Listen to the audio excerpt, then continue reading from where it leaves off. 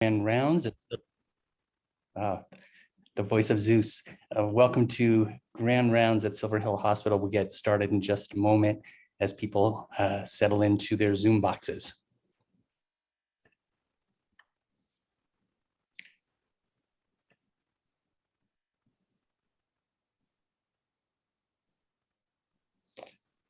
All right, welcome everybody to our Silver Hill Hospital Grand Rounds series for the fall. Welcome, I am Dr. Jeff Katzman. I'm the Director of Education here at Silver Hill Hospital. Thank you for joining us today's virtual Grand Rounds on clarity and social perception, the role of mindfulness in transference, empathy, and interpersonal functioning, presented by Dr. Jonah Teitelbaum. Before I introduce our guests, let me go over some brief housekeeping details. As always, we would love to hear from you all. At the end of the lecture, we'll have some time for questions, and we welcome your comments as well. To submit a question, please do so at any time during the presentation using the Q&A link at the bottom of your screen, and we will get to those at the conclusion of Dr. Teitelbaum's presentation. For anyone wishing to receive CME or CEC credits, please complete the evaluation survey that will automatically pop up in the browser as the webinar ends. However, we'll also email you a copy of the survey. Finally, disclosures. No Silver Hill Hospital planners of this activity have any relevant financial relationships to disclose in relationship to this presentation.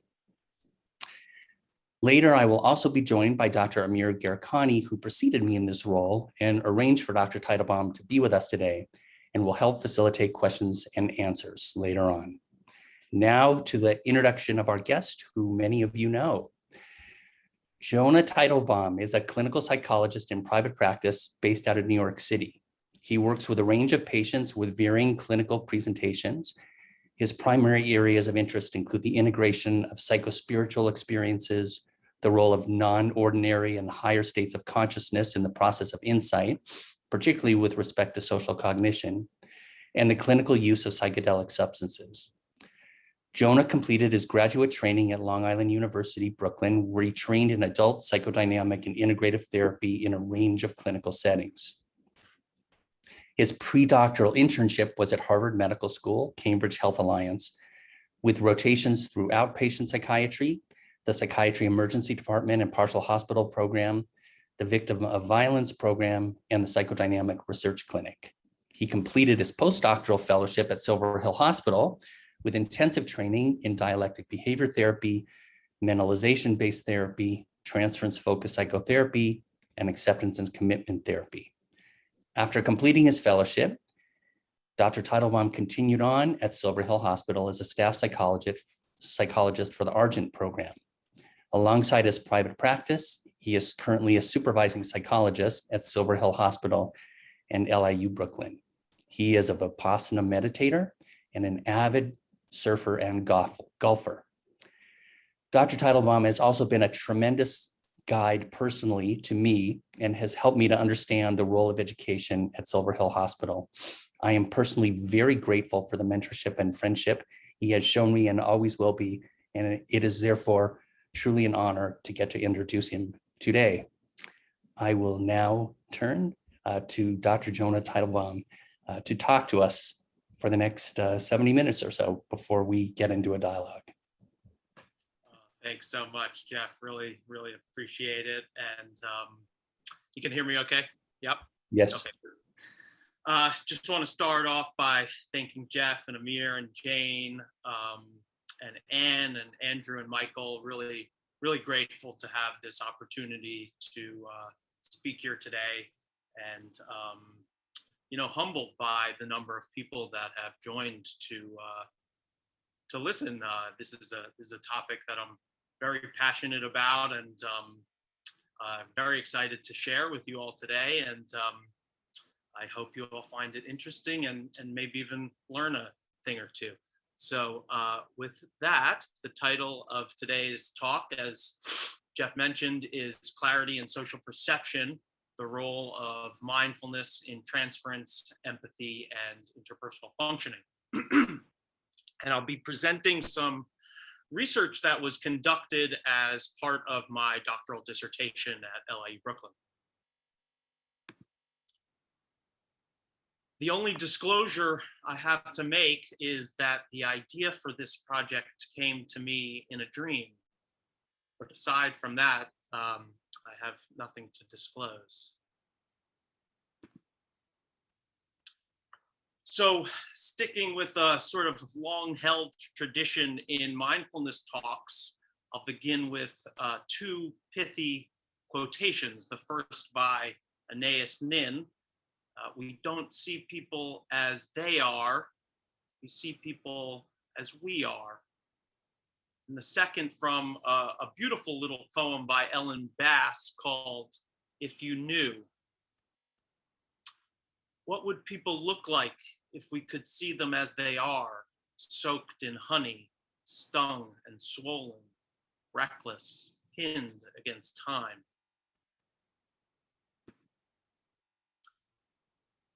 So with these sort of obligatory procedurals out of the way, I'll start with talking about transference. And as I'm sure all of you already know, transference is a construct that was born out of Freud's original theorizing and clinical work.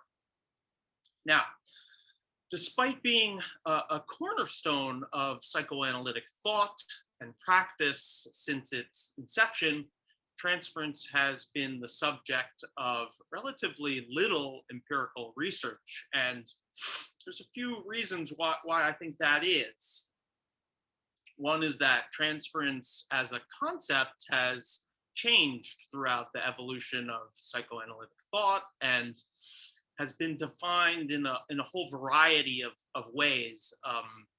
Oftentimes vaguely defined, ill-defined ways. It's difficult to study something that isn't clearly defined. The definition that we used for this study is a more contemporary one, listed on the slide: the perceptual, cognitive, affective, organizing principles, patterns, or schemas that a patient applies to his or her experience of the therapeutic relationship, as well as everyday social interactions. I would also argue that there have been, still are, forces at play, cultural, political forces within psychoanalysis as an institution that have deterred the study of transference. Now, these first two reasons are primarily historical, but there are also aspects inherent to the construct itself that make transference difficult to study.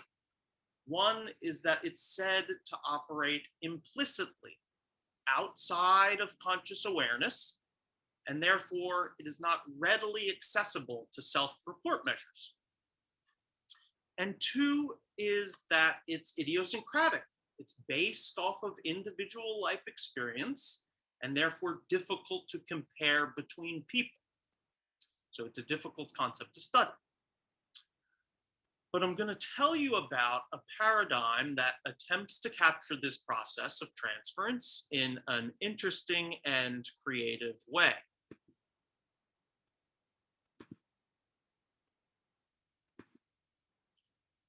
Okay.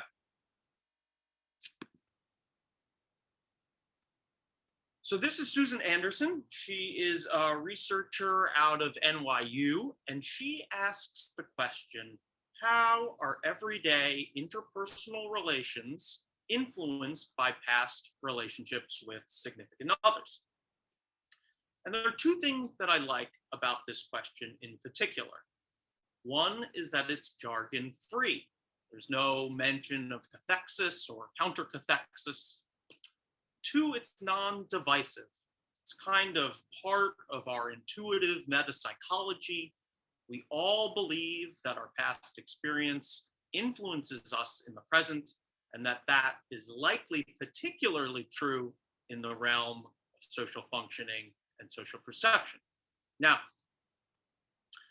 Susan has developed a paradigm that attempts to capture this process that I'll now tell you about in some detail, because the current project is largely based off of her work and further work that has utilized this methodology. So I'm going to tell you about the specifics of the adapted version of this paradigm that we used, but Susan has used many different iterations of this experiment, although the general structure remains quite similar among them. Okay, so the experiment starts out in the following way. Subjects sign up for an online study in order to fulfill course requirements or for monetary compensation. And we tell them that this is an experiment that looks at the ways in which they describe important people in their lives. And we ask them to pick 3 important people in their lives. These are 3 important people in my life. And they can be from the past or the present. They can be parents, they can be siblings, they can be other caretakers, significant others, friends. And for each significant other, we ask them to give 8 short descriptive sentences that say something positive about that person, and 8 short descriptive sentences that say something negative about that person. And these sentences must adhere to some parameters. There's a word limit. They can't be overly specific, so they can't say this person has a mole on their left cheek. They can't be gendered. They must be unique to each significant other, so they can say this person is nice, and this person is nice, and this person is nice. And they can't refer to the participant themselves, so they can't say this person loves me.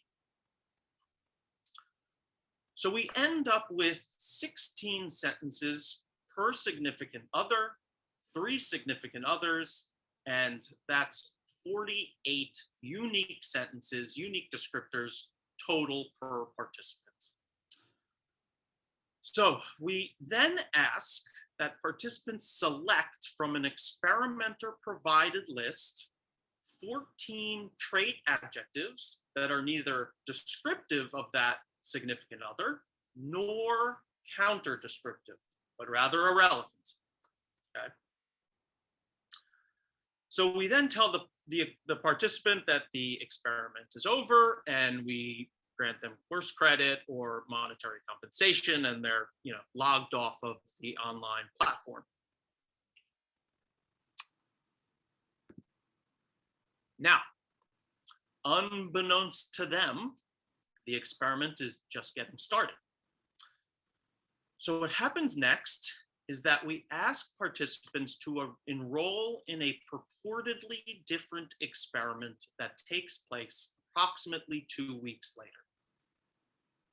And during that experiment, we bring in participants, we bring them into the lab. The second phase takes place in person.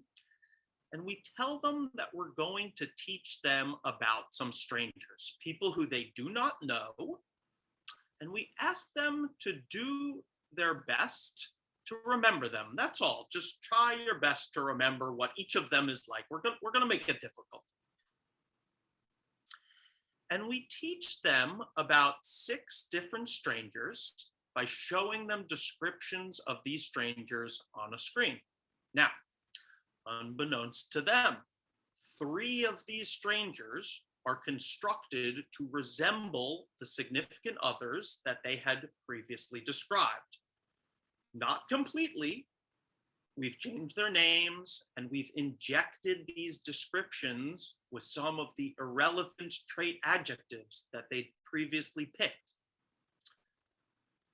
But some of these descriptions of these 3 strangers are taken directly from the ways in which participants described their significant others previously. Now, that's 3 of the strangers, 3 of the 6 strangers. The other 3 strangers are constructed in the very same way, except for one key difference. Instead of using that subject's significant others, we use a different subject's significant others. We use a yoked control. So for example, say both Jeff and I were participants in this study. I would learn about a stranger that resembled my mother, and I would also learn about a stranger that resembled Jeff's mother. And he would learn about those same two strangers as well. And as you can probably guess from the design, our expectation is that they both have different personal relevance. That is, something gets activated in terms of a representation when I'm learning about my mother or a stranger that resembles her. That doesn't happen when I'm learning about a stranger that resembles Jeff's mother, and vice versa. Now, for our modified version of this task, 2 of the 3 strangers were constructed in the same way as strangers in Anderson's original paradigm, using an equal number of positive and negative descriptors. But one of the strangers represents a negatively skewed version of a significant other, described using more negative descriptors than positive descriptors. And I'll talk about why we did that in just a little bit. But first, talk about how we measure the response. Here's how we measure transference, the extent to which one's significant other representations are influencing their social perception. So, after they learn about all of the strangers, we test their memory of what they learned about each one by showing them sentences and asking them if the target stranger was described that way previously. Now, embedded in the memory test are what we call lore descriptors. These are descriptors that they used to describe their significant other in the first session 2 weeks prior, but were not used in the descriptions of the strangers otherwise constructed to resemble that significant other. So for example, I'm a participant in the study, and 2 weeks ago, I described my mother as creative, empathic, and a little overbearing.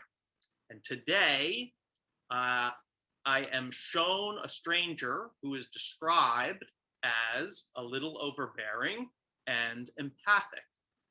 And then I am asked, was this person described as creative? That is the lore descriptor.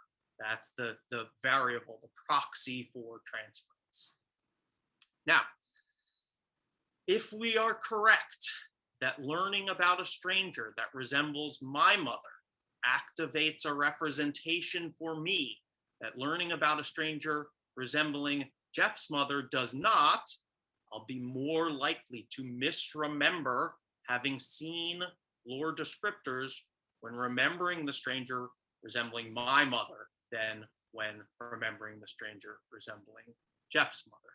And that is exactly what Susan Anderson has found in her research, which she's been doing for the past 30 years, is that among other things, as a normal course, we tend to misremember when being asked about these lore descriptors because we use these representational prototypes, but they're not prototypes that we all share. I mean, one possibility might be that we all have prototypes. There's the caring parents, there's the supportive friends, there's the annoying younger sibling, that was me. But in this case, in that case, the yoked control condition and the own significant other condition would be the same because Jeff and I share the same prototypes. But in fact, Anderson's research doesn't find that at all. She finds that they elicit quite individual responses. So I had mentioned previously that we showed participants these negatively skewed strangers. And essentially, this was a novel modification to the Anderson paradigm that we made in an attempt to measure what's known splitting, though it's known as splitting in the transference. Now, splitting is another sort of core psychoanalytic concept that has not been consistently defined, at least in the theoretical literature. The definition we used is above the process by which cognition and affect become dichotomous in terms of positive and negative. So essentially, it is a failure in the integration of positive and negative aspects of an object representation, a significant other representation, if you will, such that when a person is viewed as good, they are viewed as overly good. And when they are viewed as bad, they are viewed as overly bad. So splitting has been an emphasis of much of the psychoanalytic narrative around personality development and functioning, especially narcissistic and borderline personality development and functioning, and yet is another psychoanalytic concept that has been the subject of very little empirical research and has been poorly operationalized when it's been looked at. And this study actually represents the first that we know of to use a behavioral task when looking at splitting in social perception. This is a schematic of the negatively viewed stranger. You can see in the learning trial, the middle column, which is when they learn about the strangers. This person was described using more negative descriptors, the bottom half of the schematic. And what we were wanting to see was whether someone, when showed a slightly bad version of their mother or their father or their sister or their brother, would they be able to hold an integrated representation in mind and remember them in a more balanced way? Or would they sort of display a splitting response and remember more negative lore descriptors than positive ones? This is the full schematic in terms of how strangers were constructed. It involved a lot of behind the scene legwork that I am happy to be done with. Okay, so in addition to social perception, Anderson has used this paradigm to look at a range of cognitive, affective, and behavioral responses linked to the activation of significant other representations. And these include positive and negative evaluations of others, the expectation of acceptance or rejection, different types of interpersonal behavior, the motivation to approach or avoid, ways of representing the self, and other self-regulatory processes. She has also shown that the activation of transference and the use of significant other representations in memory occurs automatically and outside of conscious awareness, meaning that people are unaware of the link between the stranger and their own significant other. Yet in all of these studies, transference is treated as a universal mechanism, meaning Anderson never looks at for whom this process is more robust and for whom this process is less robust. Who sees someone who looks a little bit like their significant other and remembers them as being a lot like their significant other? And who can see that person a little more accurately for who they are, for how they're presented?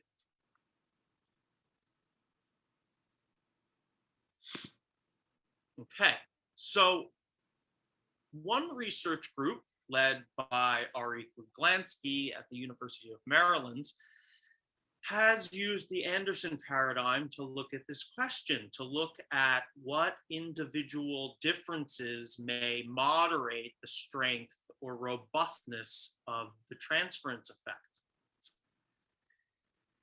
And they've looked at three personality features in particular. The first is the need for cognitive closure.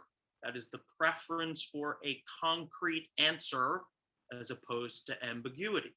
Now, interestingly enough, that this has been linked to insecure attachment in the research literature. The second construct they looked at was circadian mismatch. And here's what they did. They assessed people as either morning people or night people, and they ran them through the paradigm: morning people in the morning and morning people at night, night people in the morning and night people at night.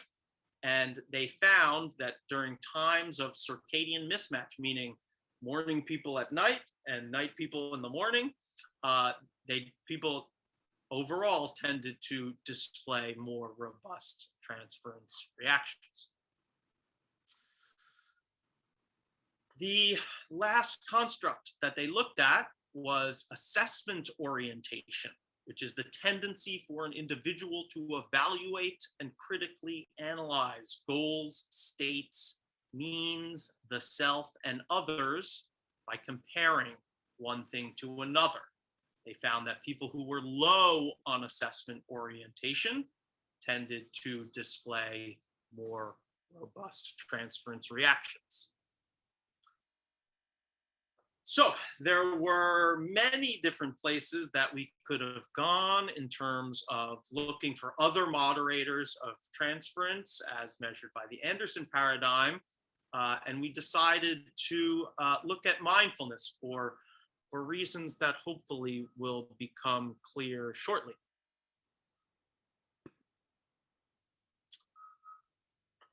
So first, what is mindfulness? And this, as hopefully will become clear, is not a simple question.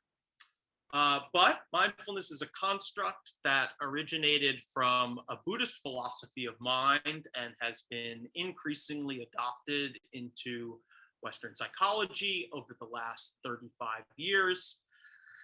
And here we have two widely used definitions within the Western empirical literature, and they come from John Kabat-Zinn and Scott Bishop and his colleagues.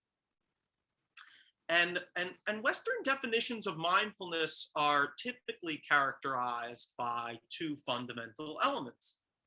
One concerns the allocation of attention towards the present moment.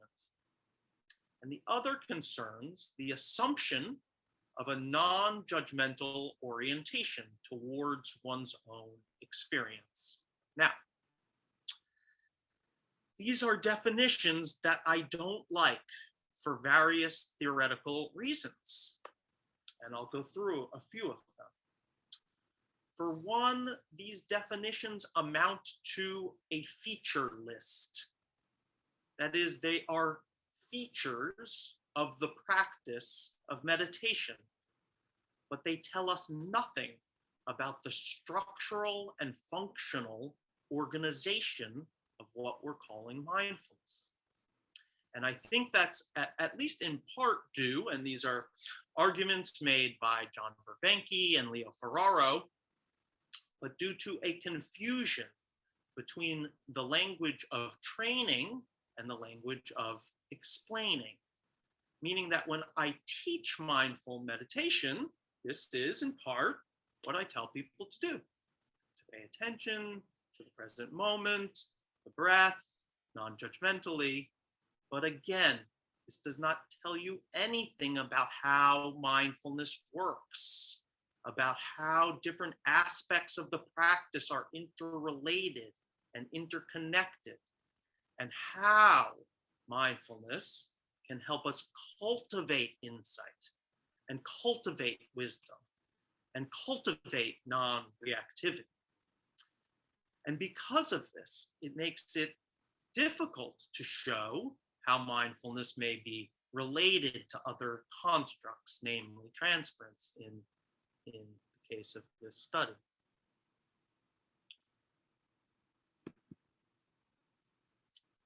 So in a moment, we'll try and clarify the sort of structural and functional organization of the mindfulness construct. But before we do that, just a brief review of some of the relevant literature. There has been extensive correlational research that has linked trait mindfulness to numerous measures of well-being and psychological health, listed on the left-hand column of the slide. And trait mindfulness has been negatively correlated with a wide range of indicators of psychological distress on the right-hand column. Researchers have more recently begun to examine mindfulness in the context of interpersonal functioning and have linked this construct to a variety of positive interpersonal outcomes, including relationship satisfaction, effective communication during conflict, increased perspective taking, and empathy. However, the mechanism that explains these links remains unclear, potentially, at least in part, due to this sort of misformulation of the mindfulness construct that I've mentioned. So I think at this point makes sense to talk a little bit about some of the ways in which attention and awareness work, especially when one is engaged in meditative or contemplative practices. Now, if we can start by looking at the figure on the upper left portion of the screen. If you ask someone to read this word, this phrase, everybody can say, oh, yeah, well, it says the cat. But wait, how do we know that the same figure in the first word is an H, and in the second word is an A? They're the same. And people say, oh, well, it sort of fits in with the overall idea of the phrase, et cetera, et cetera. But wait, we run into a paradox here because we can't decipher the individual letters, the features, without knowing the gestalt, but we can't know the gestalt without deciphering the individual letters, the features. So what's happening? What's happening is that your attention in a dynamical way is simultaneously moving up from the features to the gestalt and down from the gestalt to the features. So this is one metaphor for how my attention moves up and down. Another way in which our attention moves, and this is based off of some work by Michael Poliani and Thomas Messenger, among others, is that it moves in and out. And we can demonstrate this with a bit of a simple at-home experiment. So what you can do is follow along or just listen to me. And do is I can take an object on my desk, a cup, and close my eyes and then take a pen. And what I want to do is I want to tap the cup, and try and figure out the sort of shape of the object in my mind. So I'm tapping, and sort of beginning to realize the shape of the cup. I'm aware of the shape of the cup. And now what I can do is I can shift my awareness. Now I can shift my awareness to the pen. And I'm beginning to sort of recognize the shape of the pen. And that is the object of awareness. Now what I can do is I can shift my awareness to the sensations in my fingers, and I can feel those sensations. I can be focally aware of those sensations, and then I can go back to the pen, and then I can go back to cup. Okay, so what's going on here? When I was focused on the cup, I was relatively unaware of the probe, not completely unaware, the probe being the pen, not completely unaware, but not focally aware. Rather, I was focally aware of the cup through the probe, through the pen. The pen was a part of my subsidiary awareness, to use a term. So here's another metaphor. The probe was transparent and the cup was opaque. And then the interesting thing was that I could shift my awareness and become focally aware of the probe through the sensations in my fingers. And then finally, I became aware of the sensations in my fingers through other sensations. So another metaphor, I can keep taking a step back and thereby do these transparency to opacity shifts, such that whereas once I was paying attention to the world through my sensations, I can shift and pay attention to my sensations. So the real insight here is that attention is always from somewhere to something and through something. So we can display these two ways in which my attention moves in a schematic, with my awareness moving up to the gestalt and down to the features, and in and out with these transparency to opacity or opacity to transparency shifts. And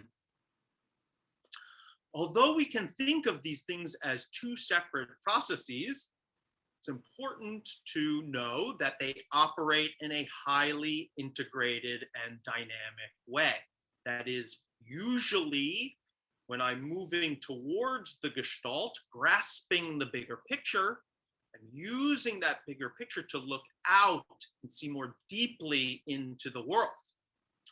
Similarly, when I'm stepping back, when I'm doing a transparency to opacity shift, I'm also moving from the gestalt to the features. That's what was happening with the cup. As I was moving my awareness from the cup in my hand, I was breaking up, differentiating, you might say, my experience of the cup into the component features, those being the sensations in my hand that I was previously looking through. So, during your sort of standard Vipassana or mindfulness or insight meditation, what are you doing? Well, you're doing this transparency to opacity shift. Instead of paying attention to the world through your sensations, you're taking a step back and you're paying attention to your sensations of the breath or whatever object of meditation you've chosen. And you're also breaking up the gestalt into features. I'm not just noticing the breath. The breath isn't one thing. It's comprised of nuanced and interacting and ever-changing sensations. And I'm noticing all of those. I'm teasing them apart. So this move towards the lower left of this schematic, what Vervenke and Ferraro call the scaling down of attention. This is characteristic of meditative practices. And look at the word meditate, to move towards the center. I'm moving towards the center of my experience. This is in contrast to the scaling up of attention, moving up into the right in the schematic, which is characteristic of contemplative practices. Metta or loving kindness practice being an example of this in the tradition of Theravada Buddhism. And again, if we look at the word contemplate, we see in the middle of the word temple, which derives from a Latin word that refers to the area in the sky that one looks up to see the signs from the gods. And so what I'm doing when I'm scaling my attention up is that I'm looking out into the world, to the deeper gestalt, to the deeper patterns of the universe. Now, I'm going to put a pin in the contemplative side of things and focus on the meditative for now, the bottom left of this schematic as it relates to social perception, now that we have a little bit of a deeper understanding of the structural and functional organization of mindfulness. So we can think of these same type of transparency to opacity shifts with respect to our representations, our object representations.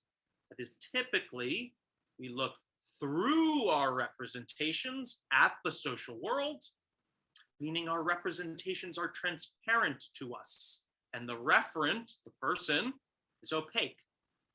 But we can perform a similar transparency to opacity shift, and instead of looking through our representations, we can take a step back and look at them. And now we can begin to speculate about how this process of scaling down my attention may impact our social perception or transference reactions.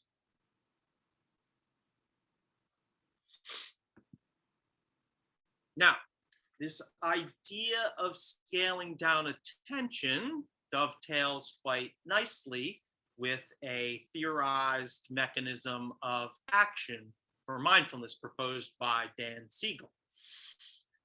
And he posits that mindfulness entails a shift in one's consciousness from consciousness that is dominated by schematic, top-down, meaning-based processing that is based off of prior experience, to consciousness that's more oriented towards the perceptual aspects of experience. He states that noticing the differences between sense and story, between primary experience-dependent bottom-up input and secondary top-down chatter of prior learning becomes a fundamental tool of the mindfulness approach. And this idea really dovetails with the phenomenology of mindful meditation. I mean, after just a few days straight of meditating, your consciousness shifts quite dramatically. Your internal monologue very much quiets down, and you become extremely sensitive to your senses. Sounds sound sharper and clearer, and the same with touch and taste. Visual perception changes probably the most dramatically. Colors look brighter and sharper, and things tend to look new, like you've never seen them before. There's a sort of common stereotype of people on meditation retreat walking around and like stroking trees, almost like they're on some sort of drug, because my sense is that normally when you look at a tree, your mind automatically filters most of your perceptual experience and fills in the blanks with what you already know about trees. That is, you're normally not really seeing the tree, but actually what your mind holds as a representation of a tree. And we can think of transference almost like the perception of that tree. I think that they are dissimilar in a lot of important ways, and we can talk about that. But the ways in which they are similar is that we are constantly not noticing the details and filling in the blanks. Now, clearly, this has something to do with the sheer processing power of our minds versus the extent of information coming at us during social interactions, but it also may have something to do with our capacity to orient towards the perceptual aspects of experience. And that's really what we were interested in for this study.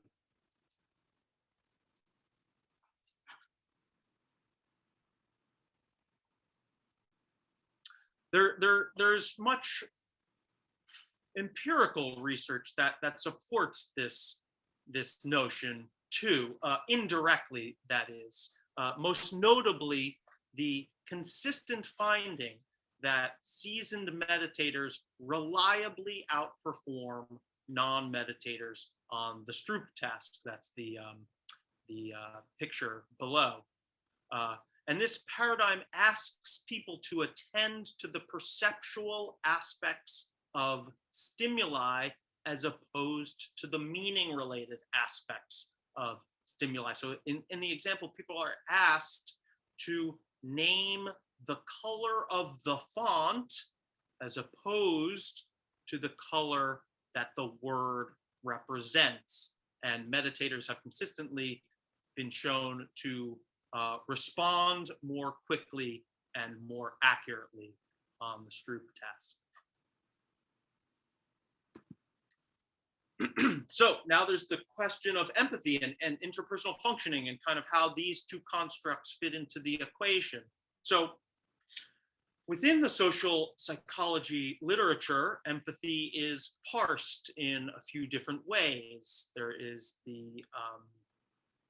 it's parsed between cognitive empathy, the capacity to decipher someone's mental state, versus emotional empathy, which is a perceiver's emotional response to affectively salient stimuli. And, oh, sorry, I got distracted by Q&A. Okay, emotional empathy can further be broken down into personal distress or feelings of distress upon witnessing another's struggle, versus empathic concern, which are feelings of compassion towards the distress of others. Now, within the contemplative literature, compassion, most closely related to empathic concern, is thought to be a fundamentally emergent property of mindfulness. And yet, as previously mentioned, this literature tends to be written in the language of training as opposed to the language of explaining. And so typically does not include how this works, how meditative and contemplative practices may bring about empathy and compassion. Mindfulness and empathy have been consistently and robustly linked in the empirical literature, but still the mechanisms through which they're related remain unclear. And we thought that viewing people more clearly may be, at least in part, a part of the causal link between these two constructs. Okay, so now interpersonal functioning. So Anderson's social cognitive model of transference, which overlaps in many ways with some psychodynamic theory, posits that patterns of interpersonal functioning are stored in memory as links between representations of significant others and what she calls self with significant other representations. Thus, relational selves, or ways of being with others, are drawn out in the context of transference. This literature, however, seems to treat transference again as a universal mechanism, but seems to ignore how the complexity of one's object representations, how the degree to which object representations are integrated and differentiated may allow for a more flexible social perception in which past relationships are brought to bear on the perception of social contexts in a fundamentally different way. So our line of thought went that if you are going about life seeing a lot of people as looking a lot like your significant others and relating to them as such, this inflexible mode of social cognition would likely create interpersonal distress. We thought that seeing people more accurately would mediate the relationship between mindfulness and interpersonal distress. So here were some of our primary hypotheses. We hypothesized an overall transference effect as well as an overall splitting effect. We hypothesized mindfulness would be negatively associated with transference, robustness, as well as splitting. And we hypothesized that the relationship between mindfulness and interpersonal distress, as well as the relationship between mindfulness and empathy, both of those relationships would be mediated by transference. So here's our procedure. Again, there was an element of deception. Participants did not know that the first half of the study, which took place online, and the second half, which took place 2 weeks later in person, were actually the same study. In the in-person study, they were given the second half of the Anderson paradigm and then measures of mindfulness, the 5-facet mindfulness, questionnaire, measure of empathy, the empathy quotient, and a measure of interpersonal distress, the inventory of interpersonal problems. Here's our sample demographics. Of note, the sample was young, predominantly female, and ethnically diverse. Okay, so to test the overall transference effect, we ran a paired samples t-test, found statistically significant difference in participants' ratings of lore descriptors in their own significant other condition compared to the yoked significant other condition, thus indicating an overall transference effect. And this equation yielded a moderate effect size, which is consistent with past research that's utilized this methodology. Similar paired samples t-tests to measure an overall splitting effect, which was insignificant, even though it was in the predicted direction. And I'll talk a little bit about why, some of the reasons why I think that was insignificant. So to test the hypothesis that mindfulness would be negatively associated with transference, we ran a hierarchical regression entering first ratings of lore descriptors in the yoked condition, followed by ratings of lore descriptors in the own significant other condition, both as predictor variables, mindfulness as a criterion variable, and this equation became significant after the own significant other condition was entered and yielded a small effect size. Okay, so I'm going to sort of breeze through these last 2 analyses. The mediation models did not work out. Although there was a direct effect, a significant direct effect of mindfulness, interpersonal distress, those 2 were related. Transference did not explain this relationship, did not mediate this relationship. And similarly, there was a significant direct effect, meaning mindfulness and empathy were correlated, but transference did not explain this relationship. And I'll talk a little bit about why that was as well.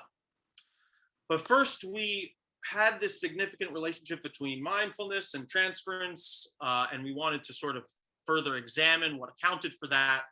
I had mentioned that we used the 5-facet mindfulness questionnaire, which yields 5 subscales. And what we did, they're listed with a sample item of each. What we did was that we entered each of these subscales into a regression simultaneously with transference robustness as the criterion. And as you can see, the non-reactivity to inner experience was the only significant predictor of transference. And if we take a look at some of these items on the scale, I'll read a few. I watch my feelings without getting lost in them. When I have distressing thoughts or images, I just notice them and let them go. when I have distressing thoughts or images, I take a step back and I'm aware of the thought or the image without getting taken over by it. And I would argue that this subscale over the others is about scaling down attention, taking a step back, looking at my emotions rather than through my emotions. I would further argue that the other subscales capture things like being present, not getting distracted, not judging my experience.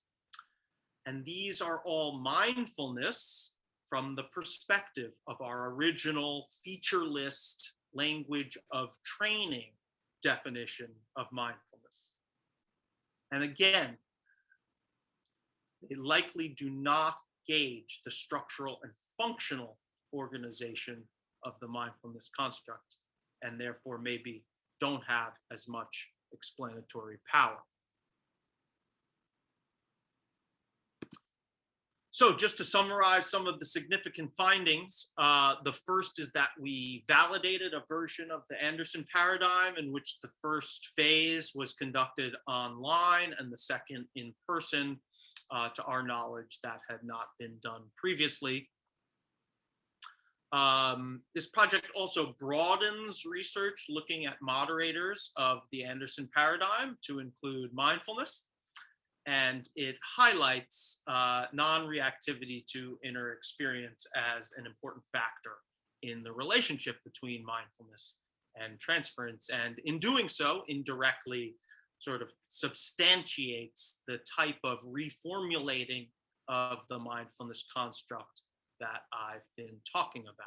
So I'd now like to offer some thoughts about some of the null findings, the first being the insignificant splitting effect in the overall sample. And I think that can be explained in a few ways. The first is that we asked people in the first portion of the Anderson paradigm to list 3 significant others. And it was the third significant other that we used to create the negatively skewed stranger. Now, generally speaking, participants tended to choose family members for the first 2 significant others, mothers, fathers, sisters, brothers, etc. But more often for their third significant other, participants chose people like roommates, friends, grandparents, and one of the thoughts is that these representations may not have been imbued with as much affect and meaning, and so perhaps were less likely to evoke a splitting reaction. The second piece, and this is interesting, is that during the first phase of the Anderson paradigm, if you remember, participants were asked to list 8 positive and 8 negative descriptors for each significant other. There were a significant number of participants who listed not applicable for all of the negative descriptors for their significant others. And these participants, perhaps unfortunately, were excluded from the second portion of the experiment because they hadn't really adequately completed the first part. And yet one could posit that these were the very participants in which a robust splitting effect would have been elicited. So I'd now like to talk about the insignificant mediation models. Remember that although there were significant relationships between mindfulness and interpersonal functioning and mindfulness and empathy, Transference did not mediate either of those relationships. And so far, we've talked about how the scaling down of attention may help explain the relationship between mindfulness and more accurate social perception as measured by the Anderson paradigm. But I think it makes sense now to talk a little bit about the relationship between mindfulness and insight or problem solving. And as we do this, I'll ask you to try and think about interpersonal functioning and empathy as types of problems. So this is the mutilated chessboard problem. It's an insight problem that is used in the research literature. Now, if you look at the top image, you'll see a standard chessboard, 8 by 8, that's 64 squares. And you can easily realize that you can cover every square using 32 tiles, 32 dominoes, okay? Now, the problem is, if I remove 2 opposite corners, can I cover every square using 31 tiles? Simple enough. Now, if your mind is like most people's minds, you start trying to mentally cover each of the squares with tiles. Oh, does it fit like this? Oh, does it fit like this? Right? And what's interesting is that your mind does this automatically and mostly unconsciously. And why is that? It's because that's what we typically do with game pieces and boards. We cover squares with pieces, right? But here's a hint. You will never solve this problem using that strategy because there are too many possibilities. So, what if I asked you to scale down your attention and describe the component parts of the problem, to break up the gestalt and to focus on the features? You may notice that in the original chess board, that is comprised of 64 squares. Half of them are white and half of them are black. You may then notice that each tile necessarily must cover 1 white square and 1 black square. Then you may notice that the mutilated chess set has an unequal number of white squares and black squares, and aha, you have the answer to your problem. That is, this is not a covering problem. It's a black and white problem. And the research has shown that the scaling down of attention can lead to enhanced insight problem solving in just this way. But wait, it's also been shown that the scaling up of attention can lead to enhanced insight problem solving as well. This is a paradigm that shows people pixelated images that slowly become more clear, and they're asked to ring a buzzer when they know what the image is going to become. Notice what people are doing here. They're scaling up their attention. They're going from the features to the gestalt. They're making a leap to the gestalt. And it's been shown that people who are better at scaling up their attention are better at solving insight problems. So we have a situation in which both scaling down and scaling up lead to enhanced problem solving. But here's the thing, they can also make you worse at problem solving. If we go back to the mutilated chess set for a moment, scaling up can make you jump to a conclusion and lock you in to an inappropriate frame, right? That's what happened when I was trying to solve the problem as a covering problem. But if I'm just scaling down and scaling down and scaling down, I'm just stuck with these differentiated pieces. I have to reframe. I have to scale back up again. And if you really take a look, you will notice that in all of these insight problem solving, there are really 2 aha moments, one associated with the scaling down and another with the scaling up. So what do I want to do? I don't want to just scale up or just scale down. What I want to do is to appropriate and train a flexibility of attentional scaling so I can constantly get the right degree of attentional engagement that is most dynamically fitted to the world around me. So how might this all manifest in terms of empathy and interpersonal functioning?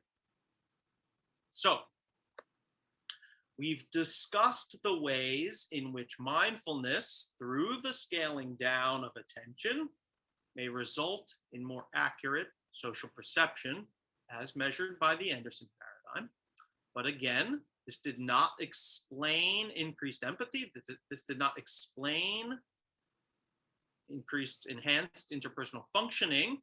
And I would argue that's because empathy and interpersonal functioning are more like these insight problems that require an optimizing, flexible use of both scaling up and scaling down our attention. So let's take another look at this schematic. In the upper right-hand portion of this schematic, what's happening when I'm scaling up my attention? Well, I'm doing an opacity to transparency shift. I'm looking out into the world. I'm trying to grasp the gestalt, the bigger picture. And this involves taking in a lot of information and compressing it, distilling it, integrating it to find what is invariant. What I'm concerned with when I'm scaling up my attention is what is the same across contexts, the greater patterns. Now, with scaling down, I'm doing the opposite. I'm not integrating information, I'm differentiating it. I'm deconstructing my experience, I'm teasing it apart. What I'm concerned with when I'm scaling down is what is different. Okay, so what? Well, when it comes to transference, and I mean transference as measured by the Anderson paradigm, what's important, what's relevant is the difference. How is this stranger different than my significant other? Can I differentiate the two? Can I distinguish between the two? But just like in insight problem solving, when it comes to interpersonal functioning and empathy, sometimes what's important, what is relevant, is what's different.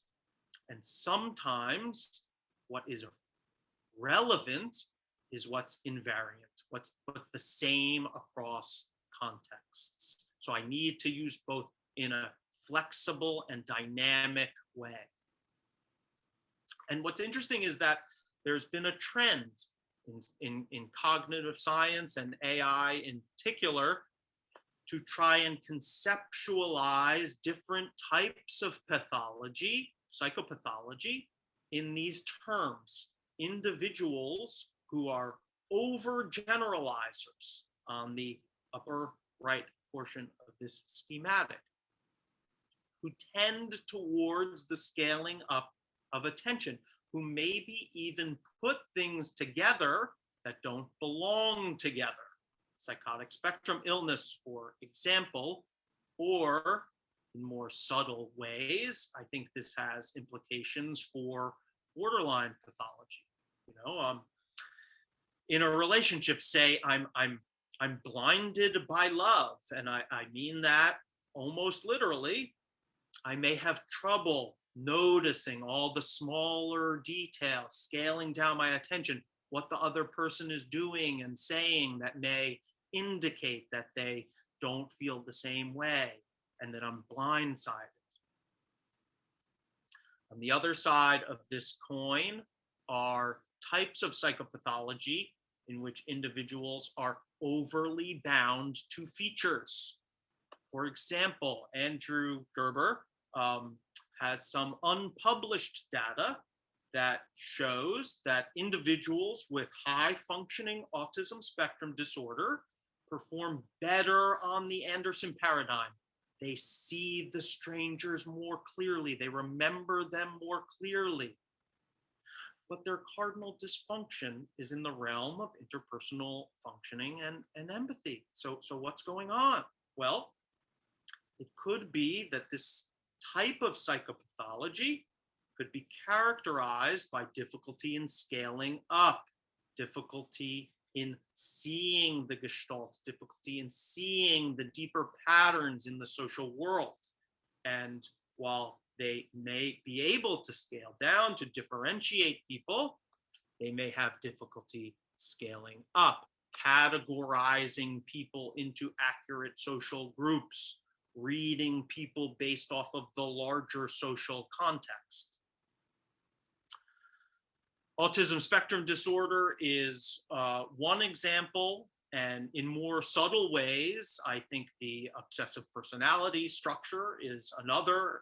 Andrew Gerber's always sort of used this example with me in the past, which is if you are gazing into your significant other's eyes and feeling loving feelings wash over you, you don't want to notice the zit on their face. It should be irrelevant to you.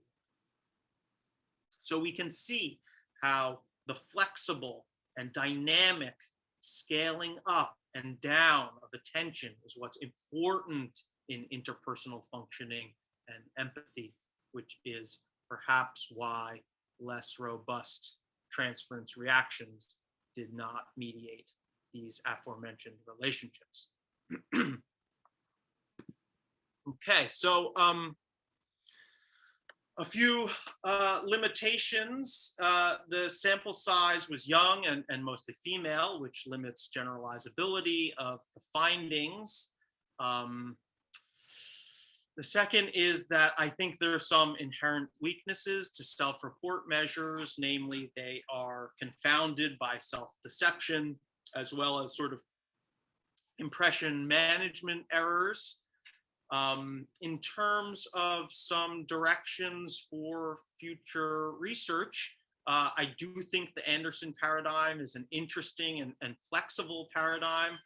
I sort of still hold out hope that it could be used to measure splitting or a sort of negativity bias in social perception. And I also think it would be a really interesting paradigm to use on various clinical populations, which to my knowledge has not been done, aside for Andrew's unpublished work on autism spectrum disorder. I think borderline pops to mind as a interesting clinical population to use this paradigm with. I also think that, you know, adding a measure of cognitive flexibility, we've talked about how important that is in the sort of interrelatedness of these different constructs would be necessary. I have a few slides that sort of go through some behavioral tasks that are used to measure some of these different constructs, but I'm just aware of the time and feel like maybe I should just maybe go through them very, very quickly. This is the reading the mind in the eyes task. It's a behavioral task that asks people to label the emotion of the person that they're looking at, just their eyes, and is used as a measure of empathy. The Trier social stress test is a bit of a diabolical paradigm that's very involved and measures social distress in real time using cortical levels in saliva samples.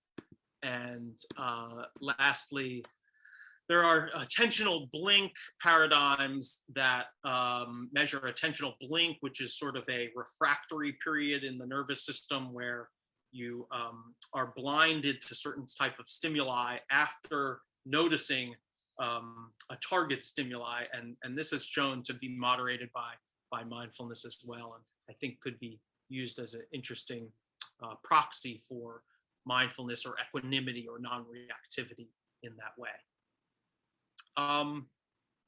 Okay, that's all I have, and here are a few email addresses you could reach me at if you would like, and I am open to taking some questions now. Wow, Dr. Teitelbaum, thank you for a brilliant whirlwind presentation of your work and what I know you've been thinking about for a lot of years now. And welcome, Dr. Gharikani. Thank you for joining us today. I don't know, Amir, have you had any question or thought to start us off? Well, I just want to say, Jonah, I know you talked about having, I think this was part of your honors work or your thesis work, right? Your dissertation, right? Yeah. And, I remember you talking about this and thinking, I really hope that you can give a talk about this. And I'm glad you did. It's really interesting. It's really making me think about how I approach my interaction, not just with patients, but with people in general, and understanding the depths of our perception. And I'm fascinated to think about the biology of it, and even not just in humans, but how animals are perceptive. I have a patient who is struggling mightily with depression and anxiety, but also serious trauma. And she said the only person who seems perceptive to my mood is the therapy dog at our at our office. The dog in a big office, the dog goes over to her before anybody else because he senses the distress that she's experiencing. So I always thought that's really interesting, because I don't think this is just about like the human brain. I think even animals, can be perceptive in ways that humans can't. So that's just something I was thinking about.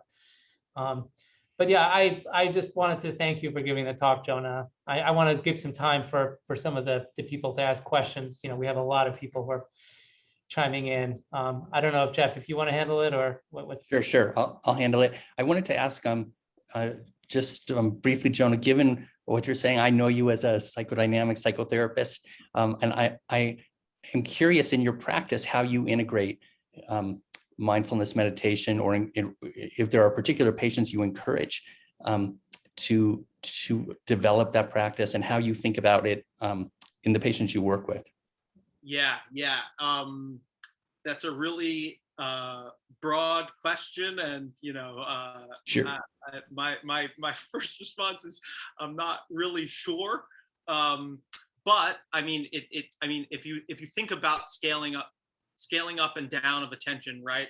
And typically when we refer to meditation, when we refer to mindfulness, people are really referring to the scaling down of attention, the meditative practices. But if we could think about different types of pathology, like I mentioned, right. and ones that might be sort of characteristic of people who are more featurely bound, it would imply that the type of they should be practicing contemplative practices as opposed to. But I think overall the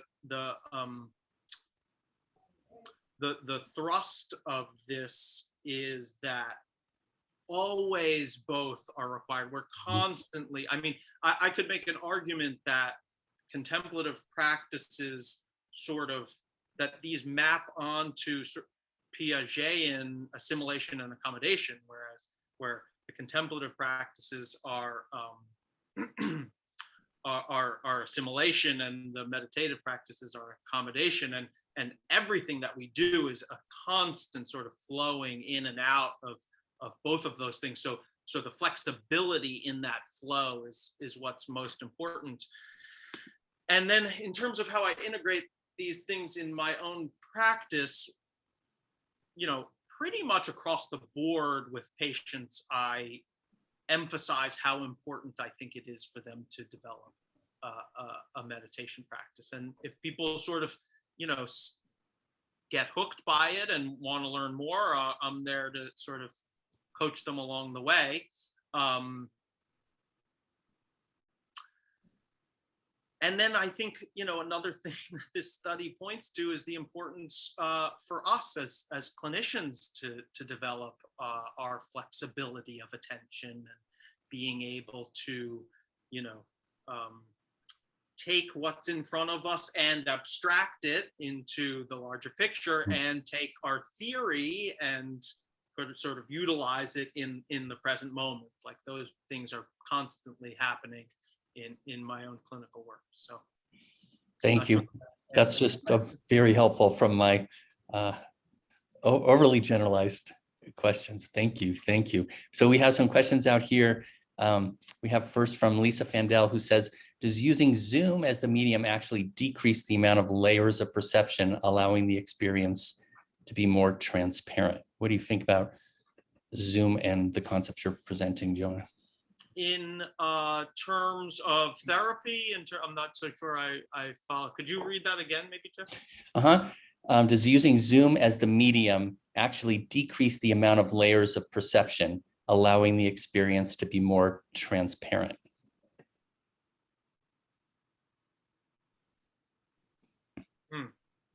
Or I guess I could wonder, do you think that the Zoom platform, just to build on that question, impacts the way that we're perceiving, either in terms of those scales?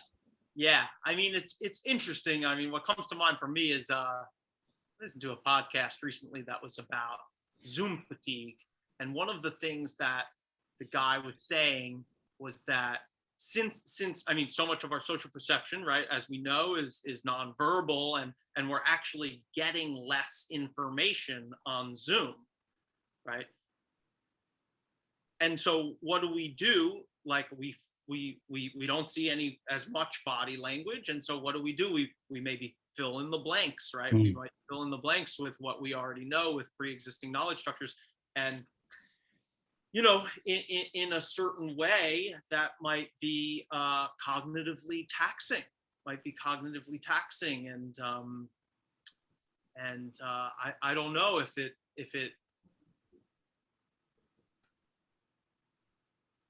it makes there less layers of perception or not, but yeah, I'm not sure. That's what comes to mind. Great. Thank you. And then John Tamarin, hello out there, John, starts by saying fascinating talk, Jonah. And then there's a series of questions, and I guess I'll read them here.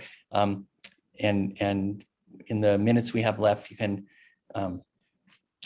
think about this. So he says, you do not differentiate between negative and positive transference in terms of either primary objects or current relations. Have you considered studying countertransference in therapeutic relations using this paradigm and relating it to therapeutic outcomes? And has anyone used these paradigms to train lawyers and judges? And finally, have you studied the impact of training your therapists in meditation and seen the potential benefit in empathy, reduced countertransference, and greater fulfillment in their lives and their work? Yeah, great thoughts. I'll try and go through them sort of one by one. I have the Q&A open here. So in terms of just differentiating between negative and positive transference, this is something that we could have done using this paradigm, because those lore descriptors, the ways in which people misremember the strangers, there are negative lore descriptors and positive lore descriptors, right? Because they're taken from those original descriptor lists that were both negative and positive. In our measure of transference, we just combined them, right? We could have looked at whether this person misremembered more positive descriptors, misremembered more negative descriptors. I think that would have to be counterbalanced with a participant's rating of general affective attitude towards their significant other in general, right? To compare. But we just lumped all of the negative and positive lore descriptors into one category. I think that Anderson has done stuff like that, where she looks at negative versus positive transference, but I'm, the particular findings aren't accessible to me right now off the top of my head. Countertransference in therapeutic relations using this paradigm as relating to therapeutic outcome. So I should be clear that the Anderson paradigm is not looking at clinical transference. This is something, I oftentimes giving this talk, I get the question, particularly from people in the analytic community, which is, totally understandable. Like, okay, this is all well and good, but this isn't transference, right? And, I see that point. I understand that. I've been a little surprised throughout this journey that Susan Anderson even calls this transference to begin with. I think that she's sort of maybe trying to like poke and prod at some people in the analytic community, but this is not, this paradigm is not a clinical paradigm. It's not, and it hasn't been used in clinical research at all. I think Andrew, as I mentioned, collected some data on individuals with high functioning autism spectrum disorder years ago. But I do not believe that this paradigm has been used to look at any other clinical population or clinical process whatsoever. It's an interesting idea, and I think it could make a lot of sense, but so far hasn't happened. Similarly with training lawyers and judges, although that question puts a smile on my face for sure. Let's see.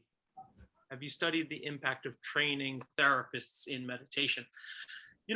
I'm actually not familiar with any research that looks at therapists training in meditation, but there's certainly research that looks at individuals in the healthcare industry. Nurses, in particular, I think have been the study of a good amount of research looking at mindfulness training. And I think it's a really good question to look at outcomes of their patients. I don't think that's been done, but certainly in terms of fulfillment, life satisfaction, job satisfaction, that has been looked at and shows positive outcomes. Yeah. Great. So then to send us off, we can conclude with Fenia's question here. Do you think there's a role for psychedelic medications to help one develop the flexibility in scaling in and scaling out you're discussing? Yeah. That's actually going to be my question too. And it's also Amir's question. Yeah. Yeah, that's a great question. I was thinking the same thing. Yeah. I think absolutely. And look, I should start by saying I'm not going to even pretend to, say I know how psychedelics work, right? But I think that there is a deep connection between mindful meditation, flow states, mystical experiences, and the machinery of meaning making. This is the machinery of meaning making, this flexibility and scaling of our attention, right? And there's a lot of research that shows that mindfulness meditators, they enter flow states more easily. There's a tremendous amount of research that shows that the more someone experiences flow states, the more satisfaction, the more meaning they report in their lives. How psychedelics do this is another question, and I could talk a little bit about this. I know that we only have 1 minute left, but I think that what psychedelics do is that they essentially play with, and I mean this in sort of almost a Winnicottian sense, like serious play, with the scaling up and the scaling down of attention, with assimilation and accommodation, right? If you just a brief example before I think we're going to get cut off at 1, but brief example, like if you're in a psychedelic experience and the world is as bright as it's ever been, right? That may be just pure accommodation of the floodgates are open, the doors of perception are open. I'm actually seeing the world more clearly. And then a tree starts talking to me. That's pure assimilation. That's coming from here, that's projecting out into the world. And so I think that that's what happens in a psychedelic experience, is that the two poles of this are really being stretched and played with. Great. Thank you. Thank you, Dr. Teitelbaum, so much for being with us and for your wisdom. And thank you to our attendees for joining us. As a reminder, for those wishing to receive CME and CEC credits, please complete the evaluation survey that will automatically pop up in the browser as the webinar ends. And we will also email you a copy. It's a little bit abrupt when we end, but we're at that time. And so we're going to conclude our grand rounds today. Thanks again, Jonah, for being here. Thanks again, Amir, for joining us today. And thanks to Jane for setting this all up. And hopefully we'll see you all again next week. Bye-bye.